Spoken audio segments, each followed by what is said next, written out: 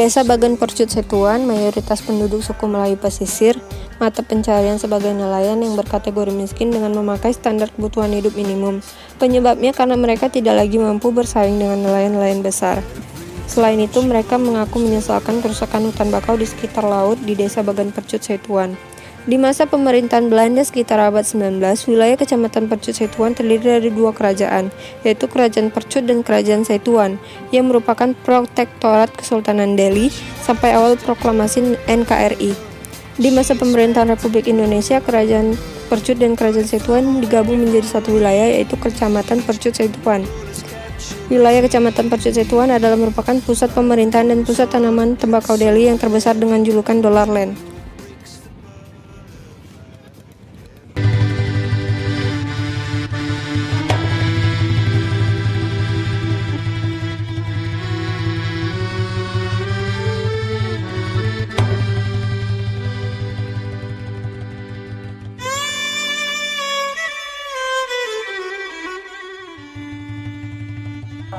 Sebelumnya Pak, kami ingin Bapak memperkenalkan diri dulu, bisa? Boleh, perkenalkan nama saya Fajri, saya di sini sebagai pemandu wisata lokal.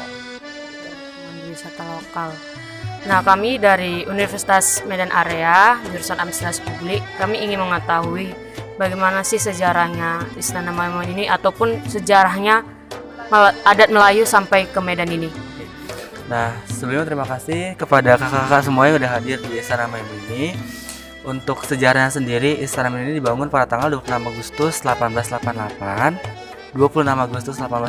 oleh Sultan yang ke-9, yakni Sultan Mamun Rashid Perkasa Alamsyah, yang bernama Sultan Mamun Rashid Perkasa Alamsyah. Lalu Sultan nomor 9 yang mendirikan Istana Maimun ini bersama temannya yang berasal dari Belanda. Siapakah dia? Yang bernama Theodor van Epp.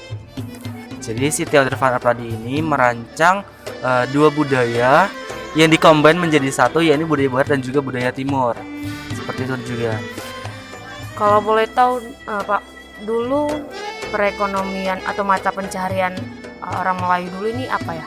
Untuk di Kesultanan Delhi sendiri itu pada saat Sultan ke-8, mata pencaharian ataupun penghasilan yang sangat makmur ialah tembakau. Nah, tembakau Delhi ini sangat terkenal sampai ke negeri Belanda. Nah, untuk tembakau sendiri itu disimbolkan di ruangan ini. Yang mana yang atas ukiran tembakau, yang bulat dua sisi di atas kaca. Nah, disimbolkan ukiran tembakau. Karena apa? Karena pada saat pemerintah Belanda berkunjung ke sini, beliau ataupun mereka itu dapat melihat, oh seperti ini nih penghasilan yang ada kerjasamanya antara negeriku yang di sana sama di Kesultanan Delhi ini sendiri. Seperti itu. Untuk sekarang ini masih dijalankan kah atau? Oh, kalau untuk tembakau Delhi itu udah enggak. Kebanyakan sekarang turunan yang sekarang itu lebih mengarah ke sistem pemerintahan, contoh kayak anggota dewan, seperti itu. Nah, saya mau bertanya lagi, perbedaan Melayu pesisir dengan Melayu ini apa ya Pak? Kan seperti Melayu Delhi, Melayu pesisir itu kan ada di Bagan Percut Setuan nih. Nah, ini Melayu Delhi, perbedaan dari kedua Melayu itu apa?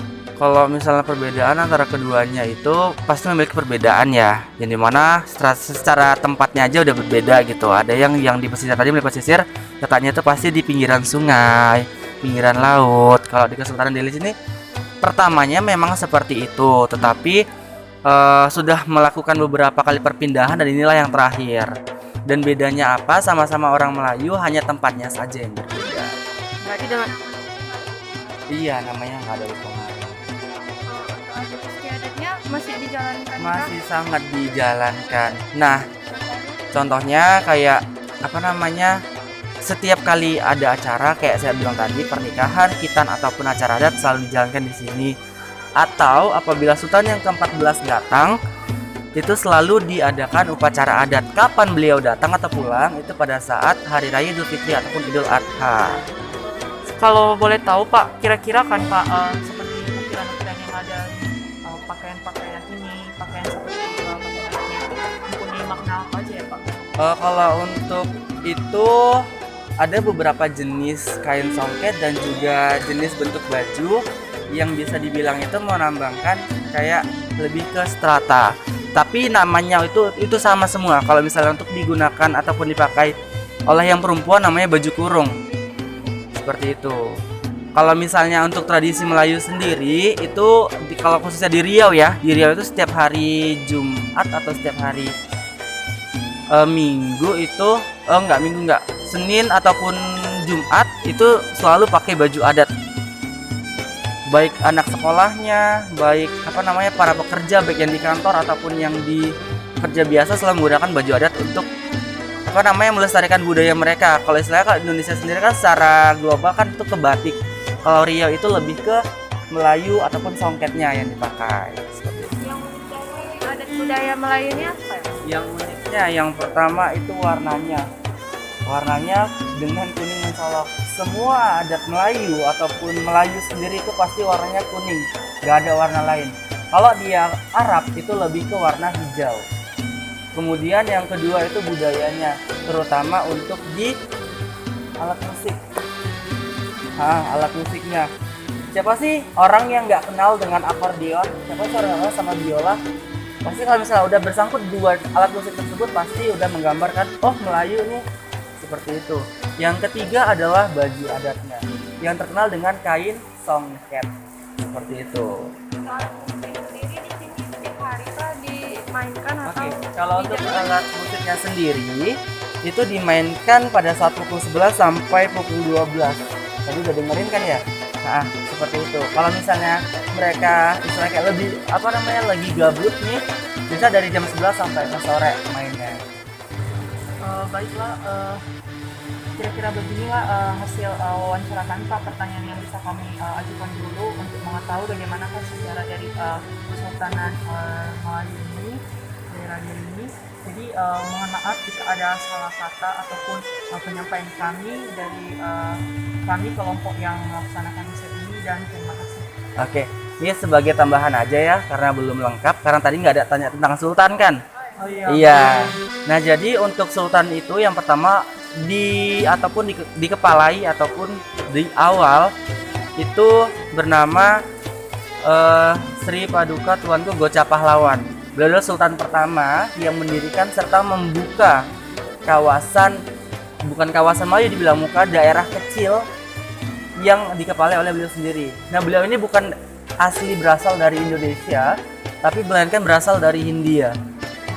Iya, beliau melalang buana, kemudian bepergian jauh, sampailah beliau mulai tadi kan Melayu pesisir. Tibalah beliau di sana mendirikan sebuah kawasan kecil seperti itu.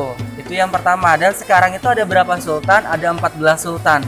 Yang mana ya Bang? Yang foto tadi yang di depan. Itu foto yang sekarang. Beliau bernama Mahmud Arya Lamanjiji Perkasa Alamsyah. Dan sekarang lagi kuliah di Semarang dengan jurusan Teknik Sipil. Kemana sih orang tuanya? Untuk orang tuanya sendiri itu ayahnya itu sudah meninggal.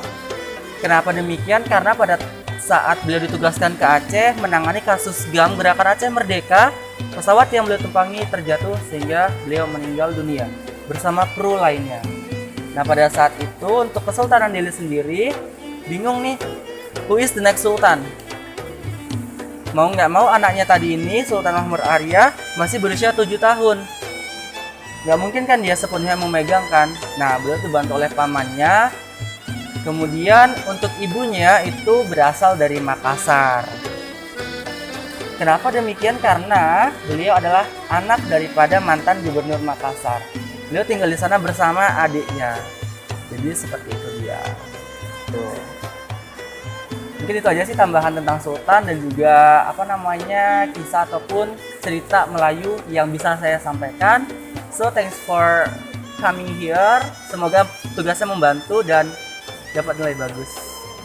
Terima kasih kembali.